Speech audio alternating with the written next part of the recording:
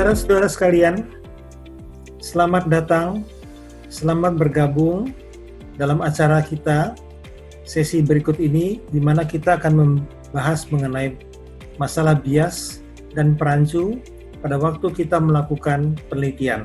Sebelum saya masuk ke dalam bahasan mengenai pokok permasalahan, perkenankan saya menjelaskan bahwa saya bernama Rianto Setiabudi, staf pengajar Fakultas Kedokteran Universitas Indonesia, dan saya bekerja di Departemen Farmakologi.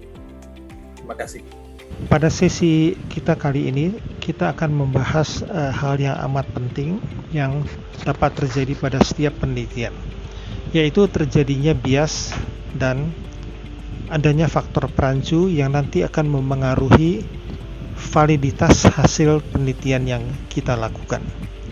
Sebelum saya masuk ke dalam inti permasalahan, maka saya ingin mengutip pendapat seseorang ahli yang mengatakan begini. Kalau kita melakukan suatu penelitian, lalu melakukan kesalahan dalam hal misalnya teknik analisis, maka dengan melakukan pengukuran kembali, kesalahan itu bisa diperbaiki.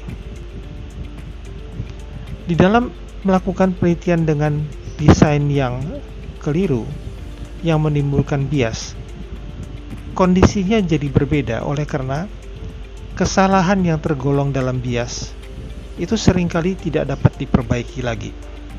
Kita tentu nanti akan melihat sumber bias pada studi observasional, artinya bukan studi eksperimental, itu bisa terjadi di mana. Pertama, kita mengatakan itu bias seleksi apabila kelompok dengan risiko positif dan risiko negatif harus benar-benar sama dalam segala aspek kecuali faktor paparannya. Contoh, orang mau mengetahui apakah jogging pada pasien-pasien yang telah mendapat infark jantung itu akan memperbaiki prognosisnya. Maka kita mengambil pasien yang telah mendapat infark jantung, lalu kita melihat sebagian pakai jogging, sebagian tidak. Lalu ternyata yang jogging prognosisnya ternyata lebih baik, harapan hidupnya lebih panjang. Tanpa kita sadari kalau kita kurang hati-hati, di sini terjadi bias seleksi. Pasien-pasien yang bisa melakukan jogging itu biasanya adalah pasien-pasien yang memang prognosisnya lebih baik, kondisi fisiknya memang lebih baik, sehingga ketika kita mengamati bahwa prognosis yang terjadi adalah lebih baik, itu mungkin bukan karena joggingnya, tetapi karena memang sejak awal pasien-pasien yang bisa melakukan jogging itu memang punya kondisi fisik yang lebih menguntungkan. Itu bias seleksi. Yang kedua adalah bias informasi. Tentu nanti kita akan melihat juga adanya faktor perancu, faktor kebetulan, dan lain-lain.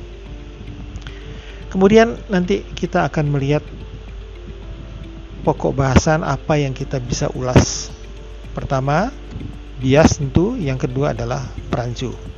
Bias nanti ada bias subjek, bias prosedural, bias penilaian hasil, bias penentuan besar sampel, dan bias penggunaan uji statistik. Sekarang coba kita mulai dengan bias. Orang seringkali mencampur adukkan pengertian antara error dan bias. Bias adalah ketidaktepatan pengukuran yang terjadi pada salah satu kelompok dalam penelitian. Ini kita cerita dalam studi eksperimental. Katakanlah ada kelompok A dan kelompok B. Jadi bias itu adalah ketidaktepatan pengukuran yang terjadi pada salah satu kelompok. Terjadi ketidakadilan. Error adalah ketidaktepatan pengukuran juga, tetapi terjadi sama pada semua kelompok yang ada dalam penelitian itu. Bisa 2 kelompok, bisa 3 kelompok, tapi kesalahannya sama. Bias ternyata menimbulkan dampak yang jauh lebih serius daripada error.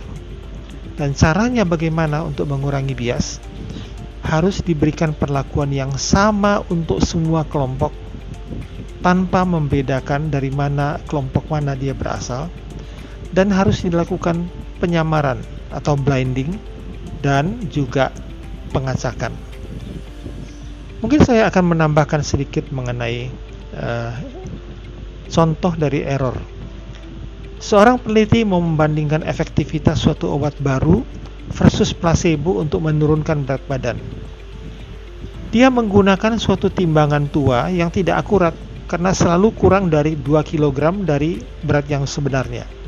Maka di sini terjadi systematic error yang masih bisa diperbaiki, yaitu ketika peneliti itu tahu bahwa timbangannya selalu kurang 2 kg, dia tinggal menambahkan 2 kg pada hasil pengukurannya.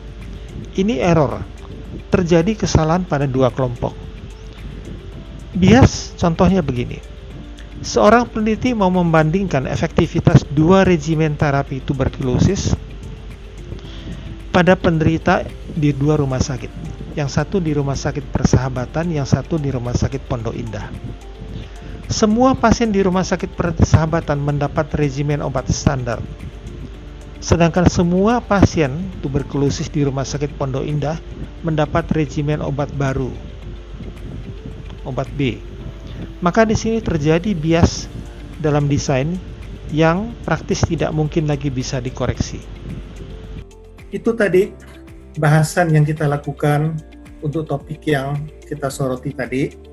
Dan demikian kita sampai pada akhir diskusi kita untuk sesi ini. Sebelum saya menutup diskusi kita, saya mau menyampaikan ucapan terima kasih atas perhatian saudara-saudara.